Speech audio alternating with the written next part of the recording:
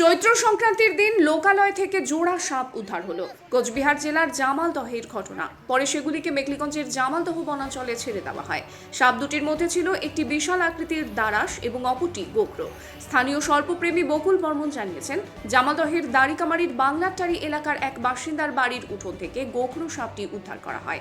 ওই এলাকাতেই অন্য আর একজনের বাড়িতে একটি বিশাল আকৃতির দারাস সাপ দেখা যায়। দুটি সাপকেই উদ্ধার করে জামালদহ বনাঞ্চলে ছেড়ে দেন সর্পপ্রেমী বকুল বাবু।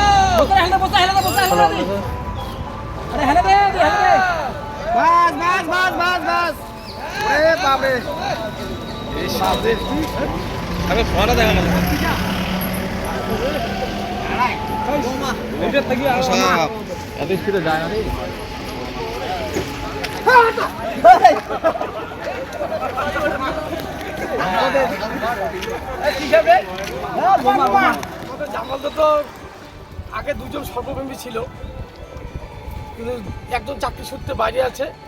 এখন আমাদের বকুল এই আমাদের নিয়মিত কন্টিনিউ জামালদহতে সঠিক জায়গাতে সাপের তো একটা জায়গা লাগে।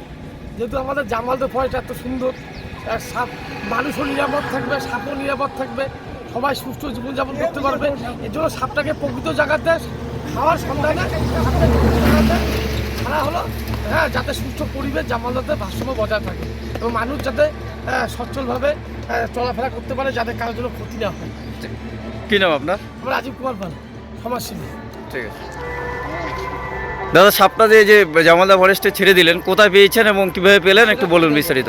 এক জায়গায় বাড়িতে বার হয়েছে। আচ্ছা, আমাদের গাছ দিল, আমি গিয়ে বাড়ি পেলাম। কী সাপ? এটা কুমার, মানে কোথায় ধরছেন? বাড়ির বাড়ির উঠে বাড়ির উঠোনে? কোথায় ছেড়ে দিলেন?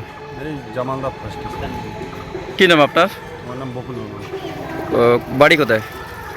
বাড়ি 202 জায়গা আমি। ঠিক আছে। সাপটা কত বড় হবে? অনেক বড়। তা কয় ফুট হবে আনুমানিক? 6 ফুট। 6 ফুট।